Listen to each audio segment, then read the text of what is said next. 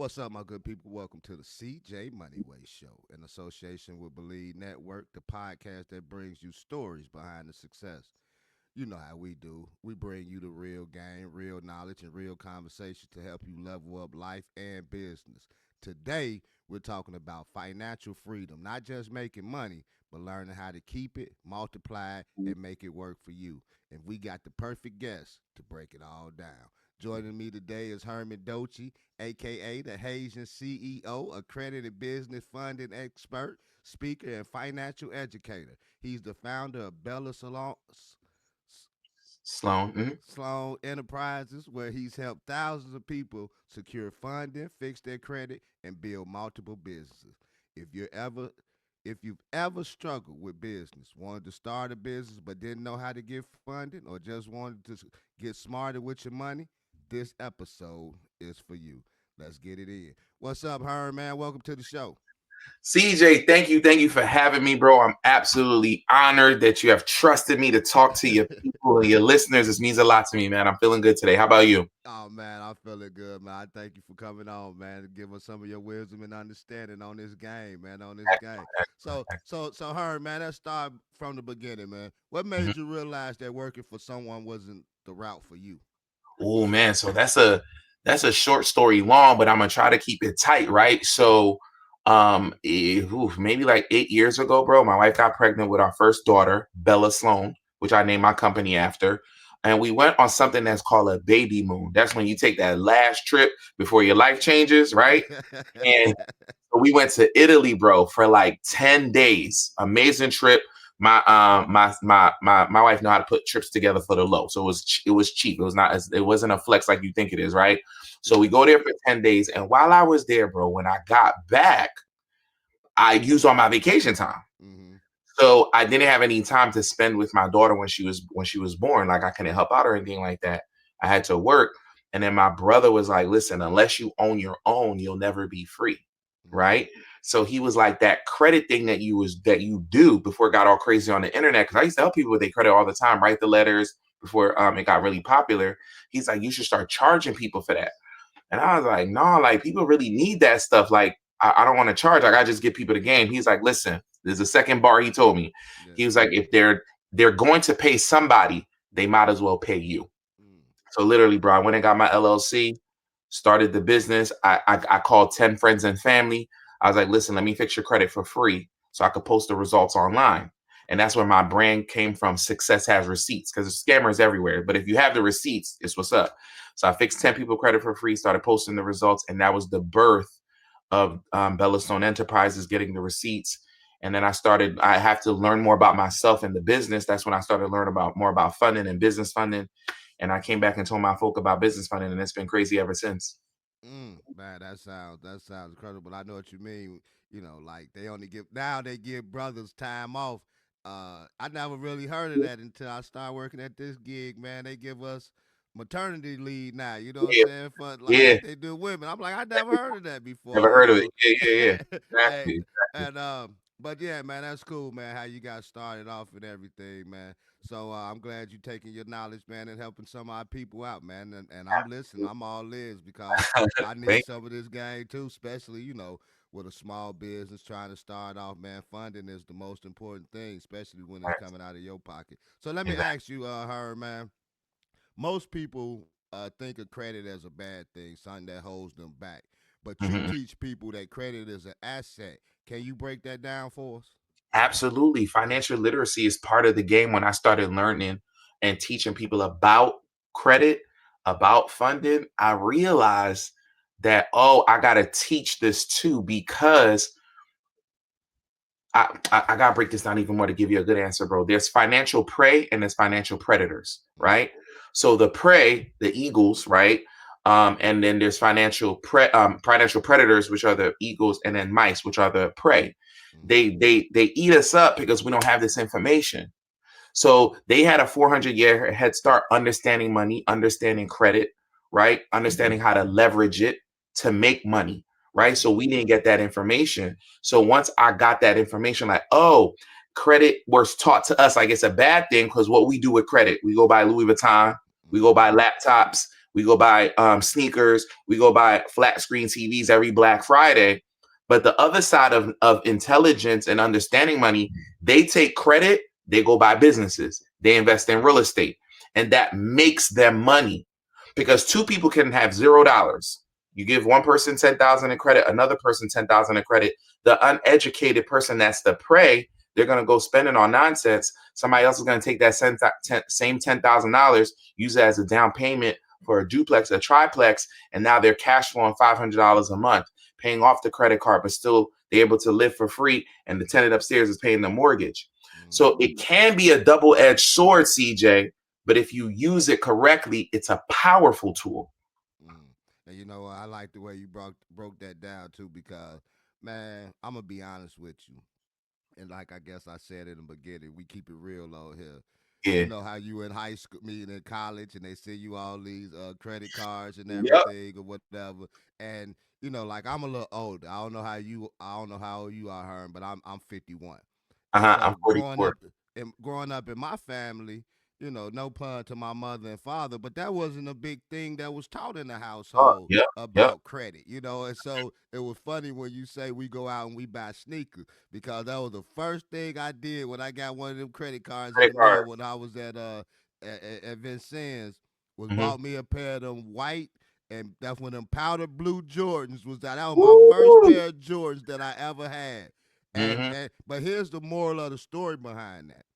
Like I said, I'm 51. I was 18 then.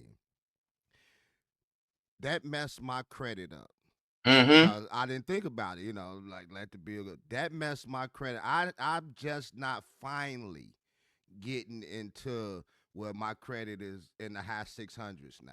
My Mm-hmm. my credit for, I'm talking decades, was terrible. I was scared to look at it till my mother told me one day. She was like, just look at it and see. Then I start building on it. You know what I'm saying, or whatever, whatever. So yeah, I agree with you, man. That it can put us in the hole, and sometimes we don't know how far or how long just that one credit card and that one little move can put you, you know what I'm saying, in debt for a long time, man. But I'm liking what you said.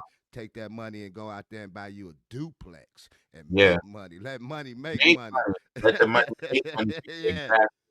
Changes the Hey. game. And that's the narrative I'm trying to put in our community right now, because everybody was scared of credit. They were putting their cash in the mattress, not in the banks, not starting a relationship with the banks, not using credit to make money. So that's my goal right now, is to teach people that game, because that's a simple game they've been playing, and they've been doing it longer, so they have more wealth than we do. Mm-hmm. But that's my goal, is to reverse the game right now. I feel you, man. I feel you. So let me ask you this question, man. I think I jumped over this the Mm-hmm. first time. Mm-hmm. So when you went from working a job, becoming a multi business mogul, what Mm-hmm. was the biggest mindset shift that helped you make that leap?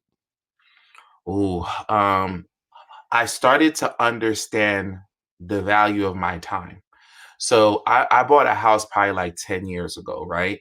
And I got my first six-figure job, right? It's the American dream. My parents are from Haiti, and they were like, "Oh, you made it. You made your first six figures a year." I was making 125,000 a year.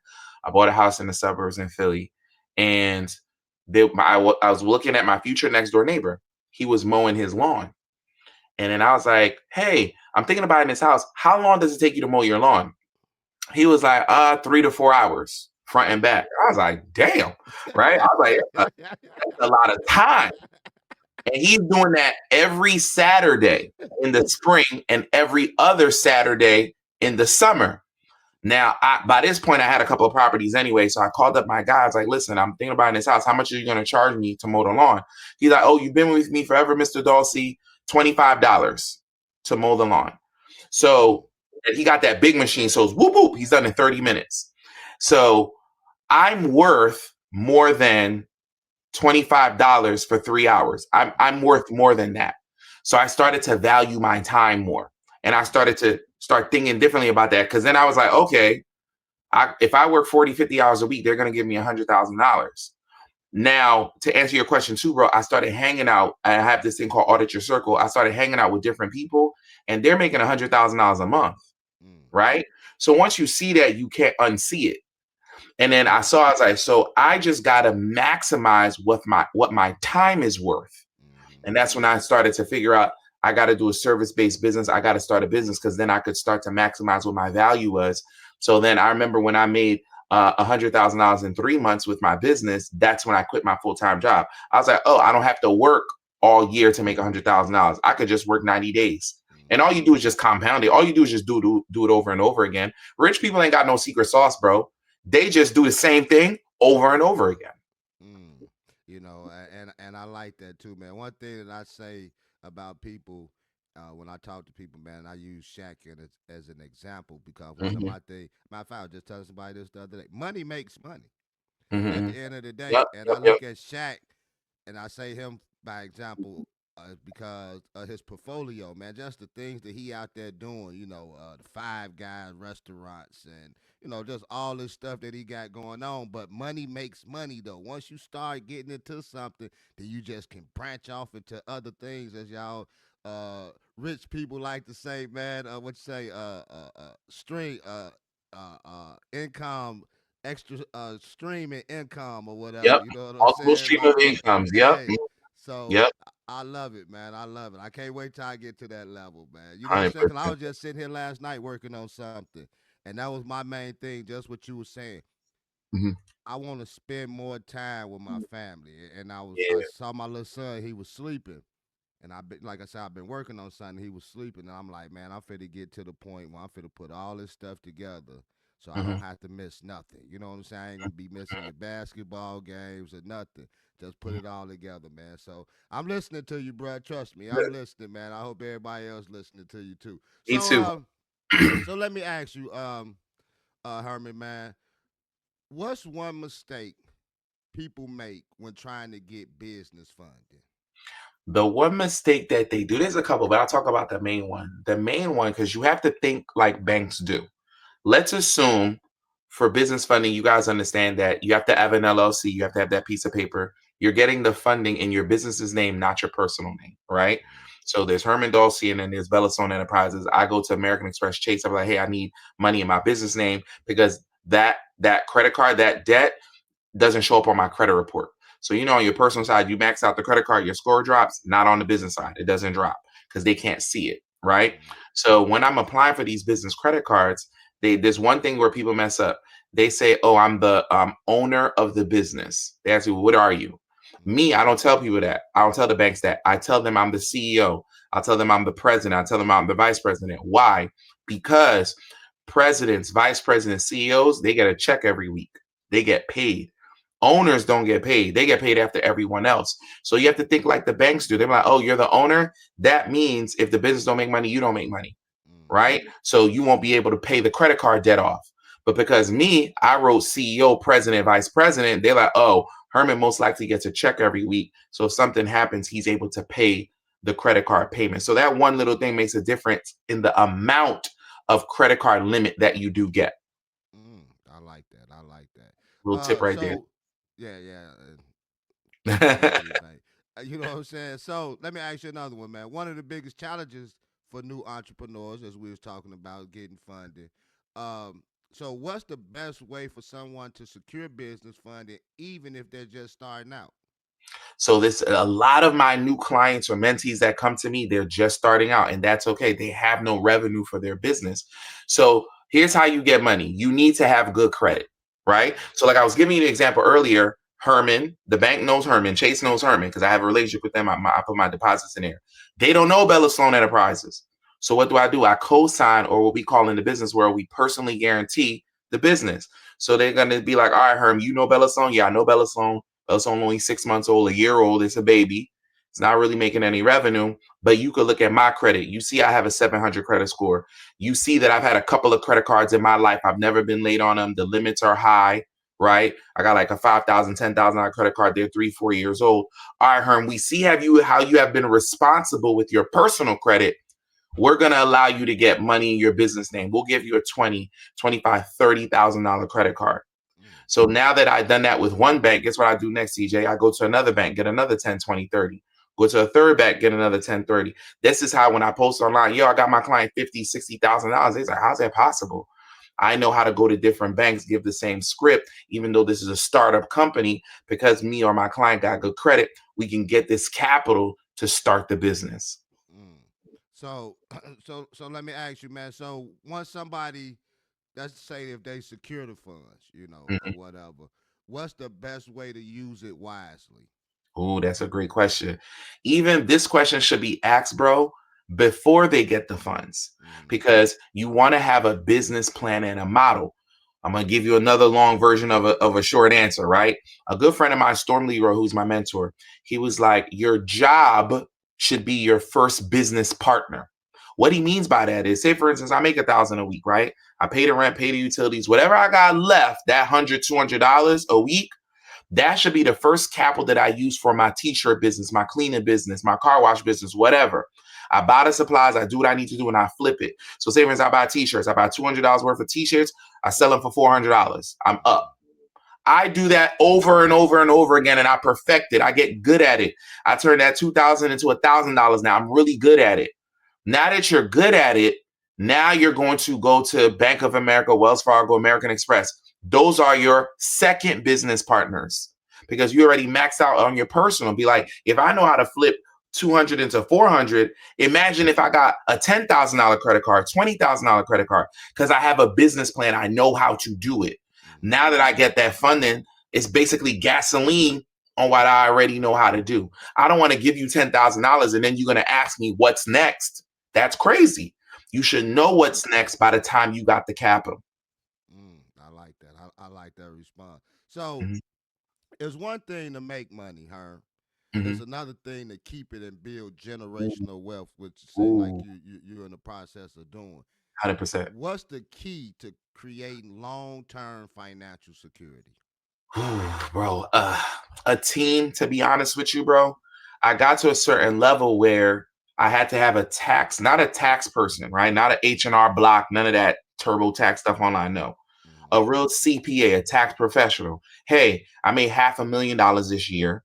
How do I keep most of it? Because W-2 people, if you made a $500,000 a year, the government already took it out before they gave you your money. They don't trust you. They took 30% out. They took 40% out. Me, I'm selling a product online. I get the 500,000 up front. Now my job is to keep as much of it as possible. So I got a CPA that's going to tell me, "Hey, Herm, remember when you when you put gas in your car? Remember when you paid your employees? Remember when you went on that business trip? Remember when you took your family to Disney World, but you still went on Instagram Live and did work? That's all a write-off. Mm, So instead of paying 500,000, instead of paying 100, $200,000 in taxes, I'm only paying 50,000 in taxes because I mm, have a business and I learned to write things off. Not only that, bro, when I get the cash flow in, I understand that it's super dope. There's a wealth strategy for me to have my own nonprofit. mm, So I have a nonprofit called Bella Sloan Foundation, where we do financial literacy for kids under 18, right? We give them the books, the workbooks, we teach in the schools, right? But I donated some of my profits to that charity. I donate like 20,000. Guess what? Now I'm paying $20,000 in less in taxes, mm. right? Yeah. Or I'm using some of that money to put in life insurance policies or buy real estate, things that are going to make me money. So now again, I'm paying less and less in taxes. But I only know this, bro, because I got a team. I have a Yeah. tax strategist, I have a CPA, right? That tells me, all right, Herm, you made 500,000. All right, I need you to put 10 here, 20 here, 30 here, 40 here. Now you're not going to pay any taxes. I'm Mm, like, oh, great. And in the same time, I'm not paying taxes. I bought a couple of real estate properties that's making me more money. mm. I only know that because I have an amazing team. So having a team to tell you what to do with the money once you get it is super important. Yeah, that's cool. You know, and I believe everything you say. Excuse me. I believe Mhm, everything you say because I just interviewed a guy named Charles last week, and you know mhm, he on the same level you on doing the same thing that you do, and he said, mhm. "Man, I don't get mad because the rich people don't pay taxes." He said it's the loophole. He said everybody can do it if Everybody you can do it. everybody can do it. You know, he Yeah. say if you learn the game, learn how to play the game, talk just like what you said, Mhm. and play it like they play it. They not doing nothing no differently than we doing it. You know what I'm saying? He say you can play the same game that they play, Same but you game, gotta bro. have the instructions to play the game. But like you say, they far ahead of us in this game, and we just now. Some of us just now catching on and picking up to certain things, man. Big And I fact. love it. And I love the fact what you're doing, man. As you say with your foundation and everything. So let me ask you this question: Mhm. You've mentored over 1,500 students in financial literacy. Yep. What's the most important lesson you teach them? Ooh, the most important lesson. Oh, you're gonna make this hard for me. I think it would have to be budgeting. I Mm-hmm. think that's where it starts first. Understanding what comes in, what goes out, invest and save the difference. Because I realized, some bro, if I'm trying to teach you how to start an LLC, trying to teach you how to get into real estate, trying to teach you how to get your trust, how to get your nonprofit, you can't hear me. You know why? Because you're trying to buy eggs. You're trying to pay down your credit card. You can't hear it. You can't talk, understand that wealth talk. Because yeah, Herm, that sound good. That's wonderful. I know I gotta get there, but I made 1,000 this week, and the bills is 1,200. So me teaching people how to budget what's coming in first, delete what's not necessarily, having those conversations, they can hear what I'm saying later because now they have capital. They're able to breathe, Mm-hmm. right? They're not working 50 hours a week anymore. Like somebody came to me and I gave them the strategy where they was like, yo, how can I make more money? And my thing is already just go start a business and buy something, sell something, right? Buy it low, sell high. I was like, you work W-2? He's like, yeah. We were taught with financial literacy on our taxes when we first get a job to get as much deductions as possible, like max it out so Mm-hmm. that at the end of the year in January, we get a $5,000, $6,000 check, right? Yeah. We hype, we excited, and everybody balling out on Instagram for 3 months. They in Cabo, they doing popping bottles, right, bro? But here's what I'm teaching them different. And it's February, so it's early enough for your listeners to follow this trick. I was like, this is how you make more money without getting a second job. When you were taught by your parents who weren't financially literate to put to give the government, you basically gave the government all those deductions. You gave Uncle Sam $1,000, $1,500 for 12 months for free. It was they were basically a bank account, and they just gave you the money back in January. You didn't all of a sudden just get $5,000, $6,000. Yeah. So now you got to flip it. No, government, I want all my money that I work 40 hours a week for. So that extra $1,500, $1,000, you're getting that in your paycheck every single month now. But I know what you're saying. All right, Herm, but in January I might owe money. No, you won't. That's why you need a tax professional. I don't Mm-hmm. want to owe nothing in January. They don't need to owe me nothing. But I got my $1,000, my $500 every single month extra. Now you take that 500, that $1,000, you pay off your credit card debt. You invest in your 401k. You invest in your business, and you start your business, right? So that's how I teach people. That's how you pay off your debt, or that's how you make extra money because you're giving money away right now and you don't even know it. Mm. Man, these some nuggets right here. I hope y'all paying attention to this, Me man. too. My man Herm out here spitting some nuggets out, man. So Herm, man, we almost at the end, man. Or what? Now I only got a few more questions for you. Talk to me. You've already helped thousands of people fix their credit and secure funding. Mhm. What's next for you? Do you have any new big projects coming up, my man? 100%, bro. It's funny you say that. Literally yesterday, I got off a plane. I was in Birmingham, Alabama, with about 300 of my mentees. Me and my good friend Charles Noonan. He brought down a lot of his mentees, brought down a couple of mine. And what we're doing is what we're buying land in Alabama, Birmingham, Alabama. They have these things called land banks, where literally, bro, it's this property that's just sitting there, empty lots. You go buy them for $500, $200, $1,000, buy them for the low. And what we're doing is we're going to be developing that land. So like 300 people went out there, about 150 people bought the land. So now we're going to do our own community, right? Mm-hmm. So Charles, he got a construction company. We're going to build 3 bedroom, 2 bathroom homes on there. And then we're going to do it as a community. We already talked to Section 8. We already talked to the VA department. So we get the veterans in there. We're going to do group homes. So we already know the rental income is going to be there when we develop the land. So that's the big project that I'm doing now, is going really heavy into real estate because number one, I pay less in taxes because I invested the money in real estate, and I'm increasing my net worth because now I'm buying something for $1,000, but when the house is all fixed up, it's going to be worth 175, 200 grand. And Mm-hmm. these are the things that I tell people right now. I'm planting seeds for fruit I will never see. This Mm-hmm. house, the income that's coming from it, those are for my kids, those are for my grandkids. Like I live comfortable now. I got a house now. My bills are paid. I'm comfortable. I'm building something for later on right now. So my mind is 10, 15, 20 years ahead of me right now. Man, I feel you, man. And you know what? It's funny that you said plant seeds because I got a podcast that I started in January that is called Mhm. Plant Seeds with CJ. I And love it.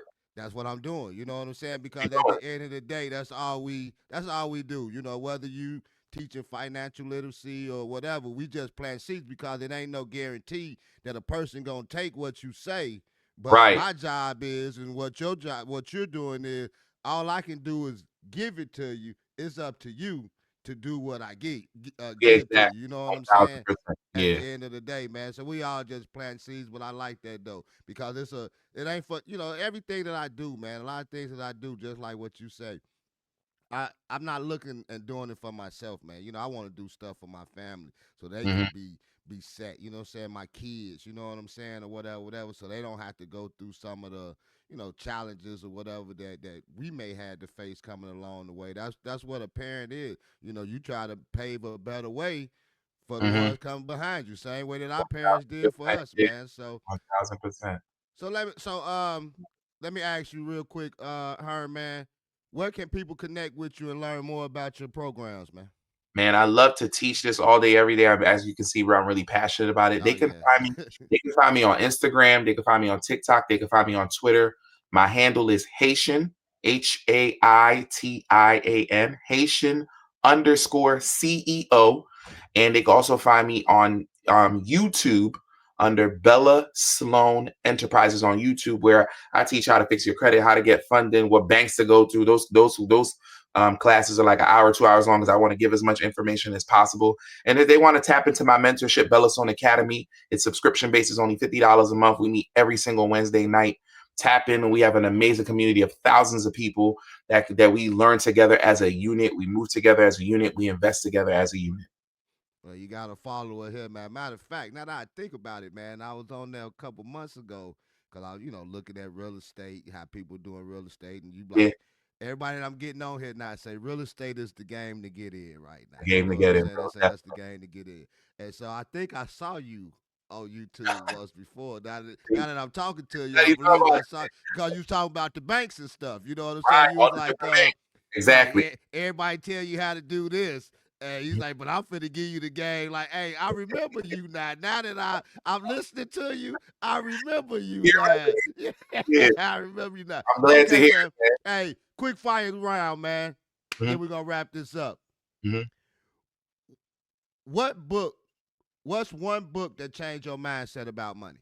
Rich Dad Poor Dad by Robert Kiyosaki. It teaches you the four quadrants of money. It teaches you about death and taxes.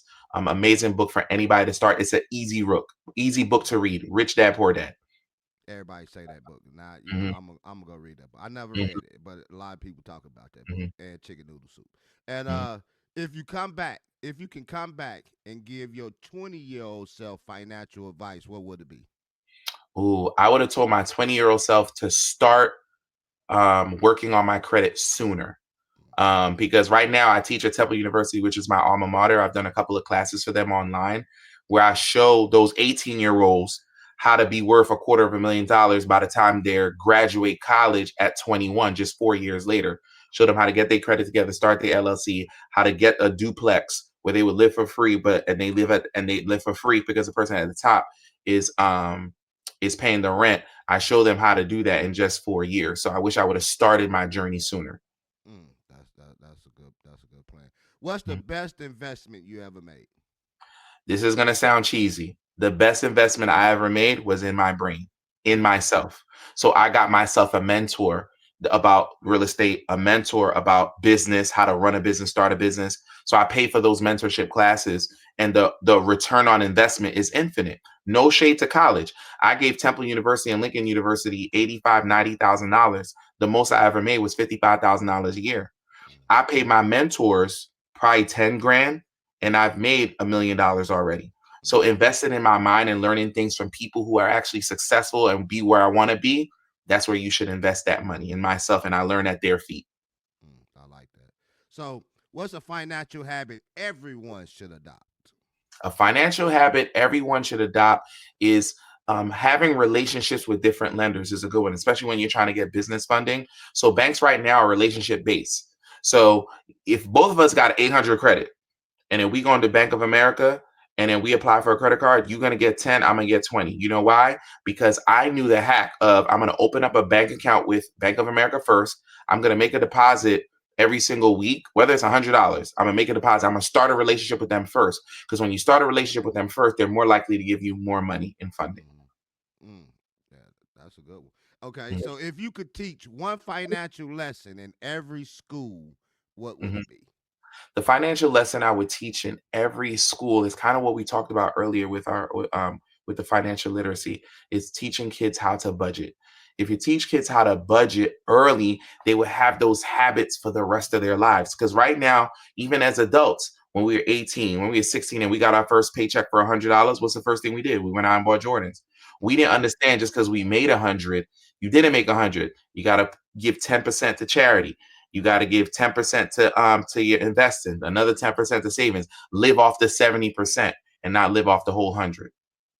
I like that, man. Man, this has been one of the most valuable conversations I've had on the show, man, about financial literacy and wealth building, man. So, to the audience, if you're serious about fixing your credit, securing business funding, and building wealth, listen to my man Herman Dochi, man. Hey, check him out. You're gonna have his the links and everything gonna be at in the show notes. Hey, any last thing you like to say, man, before we get out of here, Herm? And I want all your people, all your listeners to audit their circle, man. Anybody that's not around, that's around you, that ain't where you want to be in 10 years, it's time to tap in and have a different type of conversation. CJ, man, I'm honored to have been on the pod today. It really means a lot to me. No, man, I'm honored to have a millionaire on my show. Thank you, bro. That don't happen every day. Hey, but before we get out of here, Herm, man, we gotta be inappropriate, man. Go ahead and show them the jacket, bro. Oh, they got to see the jacket, bro. Yeah, they You know gotta what see I'm the saying? jacket, bro. EAGLES Eagles. You know what I'm saying? The Kansas City Chiefs, y'all was going for the 3-peat, but Ah, we was like these nuts on them. It ain't happening. three PT. Nuts. Hey, in my Snoop Dogg voice. Hey, you have been listening to the CJ Moneyway Show with your boy CJ Moneyway and the financial mongoose, my man Herman Dochi. Hey, until next time, we out of here. Peace. Peace.